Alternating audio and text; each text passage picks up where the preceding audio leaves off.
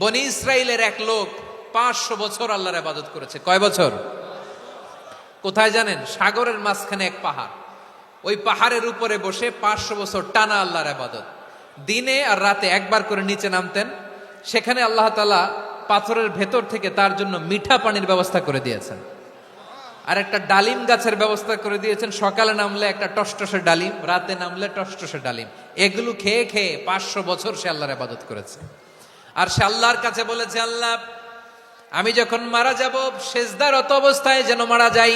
ঠিকই আল্লাহ সেজদারত অবস্থায় সাইয়েদনা আজরাইলকে পাঠিয়ে দিলেন। সেজদারত অবস্থায় লোকটা মারা গেল। 500 বছর ইবাদতের পরে আল্লাহর দরবারে কিয়ামতের কঠিন ময়দানে যখন লোকটা হাজির হয়ে যাবে, আল্লাহ বলবেন, আদখিলু আবদি আল জান্নাতা বিরহমাতি, আমার বান্দাকে আমার দয়া, আমার ভালোবাসা দিয়ে জান্নাতে ঢুকায়া দাও।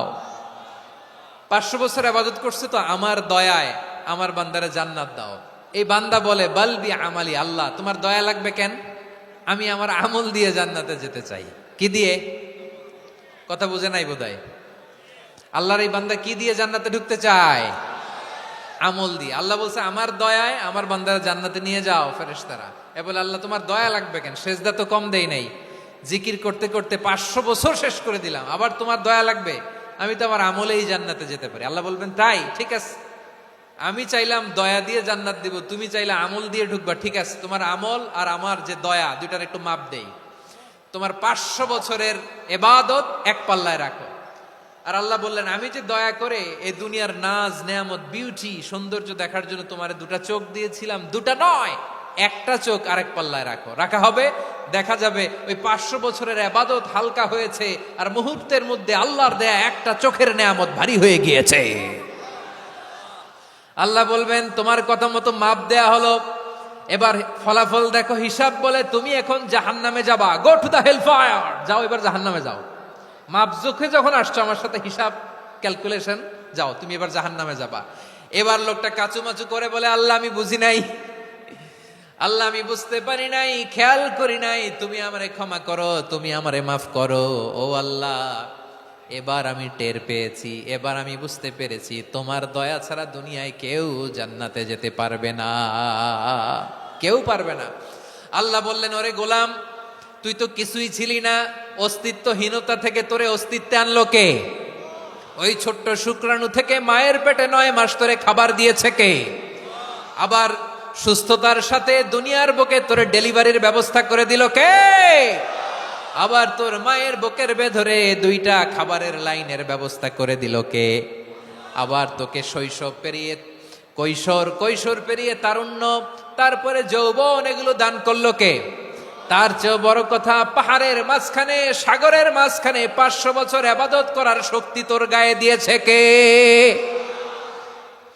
এই সাগরের মধ্যে লোনা পানি, লবণের পানি মুখে দেয়া যায় না, সেখান থেকে আমি পাহাড়ের ভেতর থেকে মিঠা পানির ব্যবস্থা করে দিলাম। ওই জায়গায় তোরে রিজিকের বন্দোবস্ত করলো কে? সকাল বিকাল 2 বেলা টসটসে ডালিম খাওয়ার ব্যবস্থা করে দিল কে? তোর আবদার ছিল, আল্লাহ আপনি আমারে সেজদারত অবস্থায় রুহু কবজ করবেন, তোর শেষ আবদারটাও পূরণ করেছে কে? ও গোলাম, আমার রহমতের তুলনায়, আমার নেয়ামতের তুলনায় তোর 500 বছরের ইবাদতের কোনো ওজনই হবে না। গোটা বিশ্বের কেউ কোনোদিন আমার জান্নাতে ঢুকতে পারবে না আমি আল্লাহর দয়া ছাড়া। হুয়ার রহমানুর রহিম, তিনি দয়াময়, তিনি মেহেরবান। জিব্রাইল আলাইহিস সালাম বিশ্বনবীর এই লম্বা হাদিসটা যখন শোনালেন, আমি যা যা বলছি এটা বিশাল এক হাদিসের অনুবাদ। বললেন, ইয়া মুহাম্মদ, এই দুনিয়ার সবটাই চলে আল্লাহর রহমত দিয়ে। হাদিসের শেষ কথা, সব চলে আল্লাহর কি দিয়ে? তখন বিশ্বনবী সাহাবাদের বললেন, ও সাহাবারা শোনো, আল্লাহর জান্নাতে কেউ কোনোদিন প্রবেশ করতে পারবে না তার রহমত ছাড়া। সাহাবারা বললেন, ইয়া রাসূলুল্লাহ, আপনিও না, আপনিও কি আল্লাহর রহমত ছাড়া প্রবেশ করতে পারবেন না? বিশ্বনবী বললেন, না আমিও না, আমি বিশ্বনবীও আল্লাহর জান্নাতে আল্লাহর রহমত ছাড়া ঢুকতে পারবে না। তবে কিয়ামতের দিন আল্লাহর রহমত আমার চারদিকে বেষ্টনী দিয়ে থাকবে। আল্লাহ নিজের পরিচয় দিয়ে বললেন, আলিমুল গায়বি ওয়াশ শাহাদাতি হুয়ার রহমানুর রহিম, আমি হলাম রহমান, আমি রাহিম। আল্লাহরে চিনছেন? ও বারোখালীর ভাইয়েরা, আপনার রবকে চিনতে পারতেছেন? তিনি দয়ার সাগর, তিনি মায়ার সাগর। তার দয়ার সাগর যে কত বড় আপনার কল্পনাতেও নাই। এজন্য আপনার পাপ যত বড় হোক, অন্যায় যত বড় হোক, অপরাধ যত বড় হোক, আপনার জুলুম যত বড় হোক, আল্লাহর রহমান নামের দরিয়া তার চাইতেও বড়। আল্লাহ বলেন, খুলিয়া ইবাদিয়াল্লাযীনা আসরাফু আলা আনফুসিহিম লা তাকনাতু মির রাহমাতিল্লাহ ইন্নাল্লাহা ইয়াগফিরুয যুনুবা জামিআ ইন্নাহু হুয়াল গফুরুর রহিম। ও আমার গুনাহগার বান্দারা শোনো, জুলুম করেছো, ভুল করেছো, অন্যায় করেছো, আল্লাহর রহমত থেকে নিরাশ হয়ো না। আমরা বিশ্বাসীরা কঠিন কালে আল্লাহর রহমত থেকে নিরাশ হব না, ঠিক কিনা বলেন? আল্লাহর রহমত থেকে নিরাশ হবেন? ভুল করে ফেলছেন, আরে ভুল তো সবাই করে। পাপ হয়েছে, আরে পাপ তো সবার আছে, আমরা সবাই পাপী, সবাই পাপী। যত পাপ হোক, ভুল হোক, অন্যায় হোক, অনুতপ্ত হয়ে তওবা করে, ওযু করে, জায়নামাজটা বিছিয়ে সেজদা দিয়ে চোখের পানি ছাড়েন। চোখের বেয়ে পড়া পানি আল্লাহর কাছে যে কত প্রিয়। অনুতপ্ত বান্দার চোখের পানির ফোঁটা তার চোখ বেয়ে, নাকের ডগা বেয়ে জমিনে ড্রপ করার আগেই আল্লাহর ওই বান্দার সব গুনাহ মাফ করে দেয়। আল্লাহ বললেন, আমি রহমানুর রহিম, আমি দয়াময়, আমি মেহেরবান। এরপর আল্লাহ বললেন, হুয়াল্লাহুল্লাযী লা ইলাহা ইল্লা হুয়াল মালিকুল কুদ্দুসুস সালামুল মুমিন। ওয়াল্লাহুল্লাযী, তিনি এমন আল্লাহ, লা ইলাহা ইল্লাহু, তিনি ছাড়া কোনো ইলাহ নাই। আল মালিক, তিনি হলেন আল মালিক। দুইটা শেষ, আর রহমান আর রাহিম শেষ। এবার আল্লাহ 3 নাম্বার গুণবাচক নামের পরিচয় দিচ্ছেন। আল্লাহ বলছেন, আমি হচ্ছি আল মালিক। আমি কি? মানে সম্রাট। আল মালিক মানে হচ্ছে the king, the king of kings. সব রাজার বড় রাজা, মহারাজা। তার চেয়ে বড় রাজা আর কেউ নাই, তার চেয়ে বড় সম্রাট আর কেউ নাই, তার চেয়ে বড় ক্ষমতাধর সত্তা মহাবিশ্বে দ্বিতীয় কেউ নাই। চিৎকার করে বলেন ঠিক কিনা? তিনি আল মালিক। আল মালিক মানে ক্ষমতাধর, ক্ষমতার মালিক, রাজা ধীরাজ বাদশাহ। তার ক্ষমতা আর আমাদের ক্ষমতা একরকম নাকি? হ্যাঁ, আমাদের দুনিয়াতে ক্ষমতা অস্থায়ী ক্ষমতা, ঠিক কিনা বলেন? আইজ আছে কাল নাই, এরকম না ক্ষমতা? আল্লাহর ক্ষমতাও তো এরকম না, আইজ আছে কাল নাই এরকম। দুনিয়াতে দেখবেন কোন দেশের প্রেসিডেন্টের 4 বছরের ক্ষমতার মেয়াদ, কোন দেশে 5 বছরের। আল্লাহর কয় বছরের? 10 বছরের নাকি 20 বছর, 100 বছর। আল্লাহর ক্ষমতার মেয়াদ কতদিন বলেন? বুঝে থাকলে বলেন তো। চিরকাল তার ক্ষমতার মেয়াদ। চিল্লায় বলেন ঠিক কিনা? নিরঙ্কুশ ক্ষমতা, একচ্ছত্র ক্ষমতা বলতে যা বুঝায়, এই ক্ষমতা একমাত্র আল্লাহরই আছে।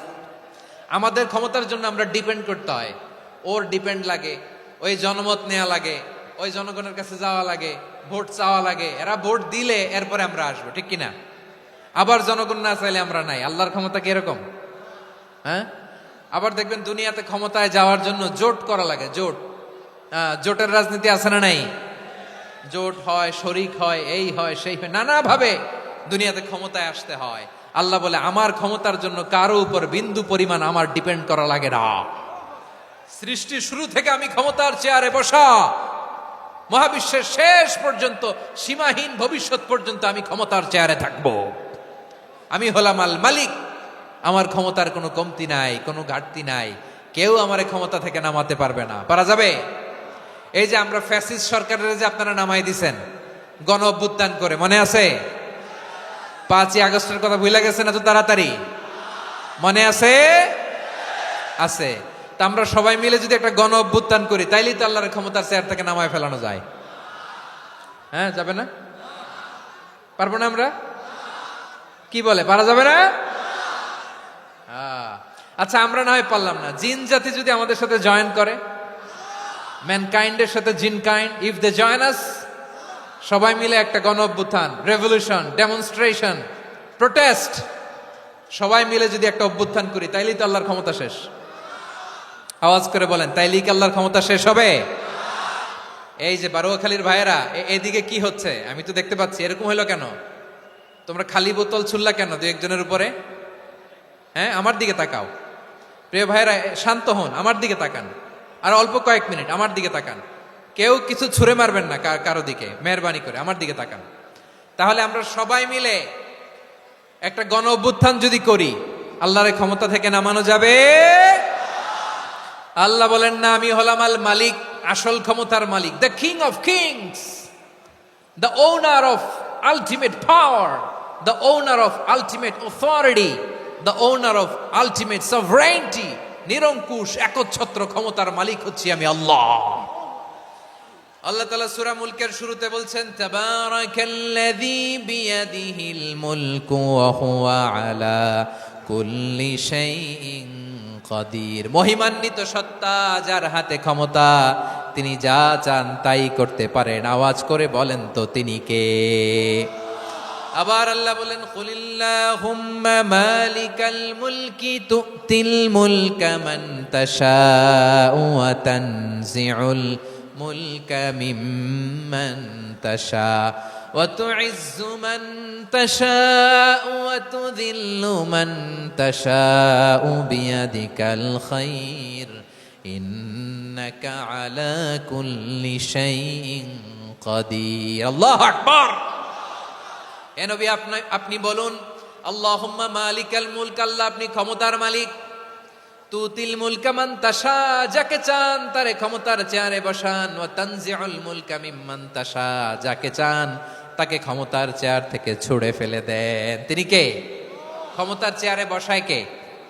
আবার মনে চাইলে আস্তা করে ছুঁড়ে নিক্ষেপ করেন, তিনি কে? আবার আল্লাহ বললেন, ওয়ালাম ইয়াকুল্লাহু শারীকুন ফিল মুলকি, আমার ক্ষমতায় কোনো শরিক নাই, কোনো জোট নাই, কোনো পার্টনার নাই, কোনো অংশীদার নাই।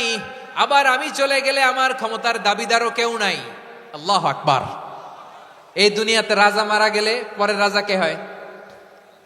রাজার ছেলে রাজা, ঠিক কিনা বলেন? আল্লাহ চলে গেলে আরেকজন বসবে নাকি? এরকম না, তার ক্ষমতার সাথে দুনিয়ার ক্ষমতার কোনো মিলই নাই। এজন্য তিনি তার নাম দিয়েছেন আল মালিক। আল মালিক, the owner of power, the owner of ultimate power and sovereignty, the king of kings, সব রাজার বড় রাজা, মহারাজা আল মালিক, তিনি হচ্ছেন আল্লাহ। চিৎকার করে বলেন ঠিক কিনা? তিনি আসল ক্ষমতার অধিকারী। দুনিয়াতে যে আমরা ক্ষমতা নিয়ে কামড়াকামড়ি করি, মারামারি করি, কিয়ামতের দিন আল্লাহ জিজ্ঞেস করবেন, কই তোদের ক্ষমতা আজকে বল। কিয়ামতের সময় সব মানুষগুলো যখন ইন্তেকাল করবে, সব জিনেরা যখন ইন্তেকাল করবে, সব ফেরেশতারা যখন ইন্তেকাল করবে, বাকি থাকবে মালাকুল মাউত। মালাকুল মাউত এসে বলবে, আল্লাহ আপনার কথা মতো সবাই শেষ, মানুষগুলো নাই, জিনগুলো নাই, আমার সতীর্থ ফেরেশতাগুলো নাই, মহাবিশ্বে আর কেউ নাই। আল্লাহ বলে, এখন কে আছে? মালাকুল মাউত বলবে, আল্লাহ তুমি আছো আর আমি। তুমি তো আল হাইয়্যু আল কাইয়্যুম, অবিনশ্বর, শাশ্বত, চিরঞ্জীব, কোনদিন মরবা না, তুমি আছো আর তোমার গোলাম আমি আছি আজরাইল। মহাবিশ্বে কয়জন আছে মাত্র? জোরে বলেন। এক হচ্ছেন, আর হচ্ছে মালাকুল মাউত। আল্লাহ তুমি আছো আমি আছি। আল্লাহ বলবে, ঠিক আছে, এবার তোমার মরণের পালা, মুত ইয়া মালাকাল মাউত, হে মৃত্যুর ফেরেশতা তুমি মরো। মালাকুল মাউত আল্লাহর আদেশ বাস্তবায়ন করতে যে বিকট একটা চিৎকার দিয়ে মৃত্যুবরণ করবে। ওই চিৎকার দুনিয়ার মানুষেরা, চিৎকারের আওয়াজ যদি দুনিয়ার মানুষেরা শুনতে পেত, দুনিয়ার মানুষের প্রত্যেকের কানের পর্দা ফেটে মুহূর্তের মধ্যে সব লাশ হয়ে জমিনে পড়ে রইত। ভয়ঙ্কর চিৎকার দিয়ে মালাকুল মাউত বিদায় নেবে, কেউ নাই।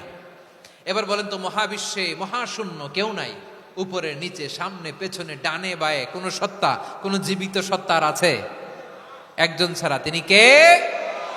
কুল্লু মান আলাইহা ফানি ওয়া ইয়াবকা ওয়াজহু রাব্বিকা যুল জালালি ওয়াল ইকরাম। পড়েন, ফাবিআইয়ি আলাই রাব্বিকুমা তুকাযযিবান। কেউ থাকবে না একজন ছাড়া, একজন ছাড়া। এই ড্রোন দেখে হাত নাড়ালে হবে? আমার দিকে তাকাইতে হবে, কথা শুনতে হবে। মহাবিশ্বে কেউ নাই একজন সত্তা ছাড়া। আওয়াজ করে বলেন, তিনি কে? এবার আল্লাহ ডেকে বলবেন, লিমানিল মুলকুল ইয়াউম, লিমানিল মুলকুল ইয়াউম, ক্ষমতা কার? Who belongs the kingdom today? who belongs the power, authority today, who belongs the sovereignty today. আজকে ক্ষমতা কার? দুনিয়াতে ক্ষমতা নিয়ে এত কামড়াকামড়ি, দুনিয়াতে চেয়ার নিয়ে এত মারামারি, এত অত্যাচার, এত রক্তপাত, এত ব্লাডশেড। আজকে বলো তো ক্ষমতা কার? কার ক্ষমতা? মহাশূন্যে কোনো আওয়াজ নাই, শুধু আমার রবই বলবেন লিমানিল মুলকুল ইয়াউম, আজকে ক্ষমতা কার? কোনো আওয়াজ নাই, উত্তর দেওয়ার মতো জীবিত কোনো সত্তা নাই, ফলে কেউ উত্তর দিতে পারবে না। আল্লাহ নিজেই প্রশ্নের উত্তর দিয়ে বলবেন লিল্লাহিল ওয়াহিদিল কাহ্হার, একচ্ছত্র অধিপতি, ক্ষমতার মালিক আল্লাহ ছাড়া কারোর জন্য কোনো ক্ষমতা নাই। চিল্লায় বলেন ঠিক কিনা? তাহলে আর রহমান আর রাহিমের পরে আমরা জানলাম আমার আল্লাহর আরেকটা সুন্দর গুণবাচক নাম হচ্ছে আল মালিক। কি নাম?